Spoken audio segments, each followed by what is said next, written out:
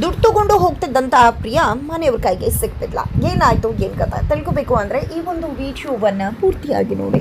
ಇಲ್ಲಿ ಅಮ್ಮು ಟ್ಯೂಷನ್ ಮಾಡ್ತೀನಿ ಅಂತ ಹೇಳ್ತಿದ್ದಾಗ್ಲೇ ಇಲ್ಲಿ ಮಾವನ ಹತ್ರ ಪ್ರಿಯಾ ಚಾಡಿ ಹೇಳ್ತಾಳೆ, ಅಮ್ಮು ಟ್ಯೂಷನ್ನ ನಿಮ್ಗೆ ಕೇಳದೆ ಮಾಡ್ತಿದ್ದಾಳೆ, ಇದು ಎಷ್ಟು ಸರಿ ಅಂತ ಪ್ರಶ್ನೆ ಮಾಡ್ತಾಳೆ. ಜೊತೆಗೆ ನಂದವರ ತಲೆಯಲ್ಲಿ ಇಲ್ಲದೆ ಇರೋ ವಿಷಯವನ್ನು ತುಂಬಿ ಅಮ್ಮು ಟ್ಯೂಷನ್ ಮಾಡದೇ ಇರೋ ಹಾಗೆ ಮಾಡ್ತಾಳೆ.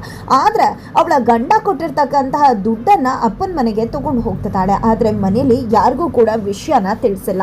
ಗಂಡ ಹೇಳ್ತೀನಿ ಅಂತ ಹೇಳಿದಾಗ್ಲೂ ಕೂಡ ಗಂಡನನ್ನ ಕೂಡ ತಡೆದು ನಿಲ್ಲಿಸ್ತಾಳೆ. ನೀವು ಹೇಳ್ಬಿಟ್ರೆ ಈ ದುಡ್ಡೇ ಬೇಡ ಅಂತ ಹೇಳ್ತಾಳೆ.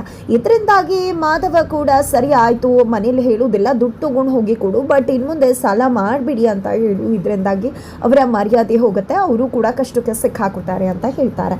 ಸರಿ ಆಯ್ತು ಅಂತ ಹೇಳಿ ಇಲ್ಲಿ ಪ್ರಿಯಾ ಅಪ್ಪ ಅಮ್ಮನ ನೋಡಬೇಕು ಅನಿಸ್ತದೆ. ಮನೆಗೆ ಹೋಗಿ ಬರ್ತೀನಿ ಅಂತ ಸುಳ್ಳು ಹೇಳಿ ದುಡ್ಡು ಕೊಡುವುದಕ್ಕೆ ಅಂತ ಹೇಳಿ ತನ್ನ ಮನೆಗೆ ಹೊರಟು ನಿಂತಿದ್ದಾಳೆ. ಈ ಕಡೆ ಅದಕ್ಕೆ ಮಾಡಿದ ರೀತಿ ಅಪ್ಪನ ಹತ್ರ ಚಾಡಿ ಹೇಳಿದ್ದು ವಲ್ಲಭಂಗೆ ಸ್ವಲ್ಪ ಕೂಡ ಇಷ್ಟ ಆಗ್ತಿಲ್ಲ. ಇದ್ರ ನಡುವೆ ವಲ್ಲಭ ಅದಕ್ಕೆ ಬ್ಯಾಗಲ್ಲಿ ದುಡ್ಡು ತಗೊಂಡು ಹೋಗ್ತಿದ್ದಾರೆ ಅನ್ನೋ ವಿಷಯವನ್ನ ಪತ್ತೆ ಹಚ್ಚಿ ಎಲ್ಲರ ಮುಂದೆ ಬ್ಯಾಗಲ್ಲಿರೋ ದುಡ್ಡನ್ನ ತೆಗೆದು ಎಲ್ಲರ ಮುಂದೆ ನಿಜಕ್ಕೂ ಪ್ರಿಯಾ ನಿಜ ಬಣ್ಣ ಏನು ಅನ್ನೋದನ್ನು ವಲ್ಲಭ ಬೈಲ್ ಮಾಡ್ತಾರ ಅನ್ನೋದನ್ನು ಕಾದು ನೋಡಬೇಕಾಗಿದೆ. ಜೊತೆಗೆ ಅತ್ತ ಕಡೆ ಕೇಶವ ಕೂಡ ಅಪ್ಪನ ವಿರುದ್ಧ ಸಿಡಿದಿದ್ದಾರೆ. ತನ್ನ ಹೆಂಡತಿ ಜೊತೆ ಸಮಯ ಕಳೆಯೋದಕ್ಕೆ ಆಗ್ತಿಲ್ಲ, ಇವತ್ತಾದರೂ ಸಮಯ ಕಳೆಯೋಣ ಅಂತ ಅಂದ್ಕೊಂಡ್ರೆ ಆ ದಿನ ಕೂಡ ನಂದವರು ಸುರೇಶ್ ಹತ್ರ ಹೋಗು, ರಮೇಶ್ ಅವ್ರ ಹತ್ರ ಹೋಗು ಅಂತ ಹೇಳ್ತಾರೆ.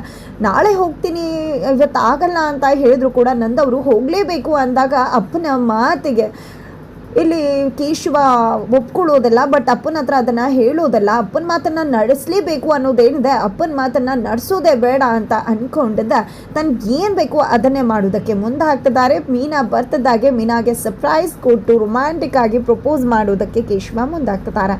ಎತ್ತ ಕಡೆ ವಲ್ಲಭ ಪ್ರಿಯಾ ನೌಟಂಕಿ ಆಟವನ್ನು ಬಯಲು ಮಾಡಿ ರೆಡ್ ಹ್ಯಾಂಡ್ ಆಗಿ ದುಡ್ಡಿನ ಸಮೇತ ಪ್ರಿಯಾನ ಲಾಕ್ ಮಾಡಿದ್ರ.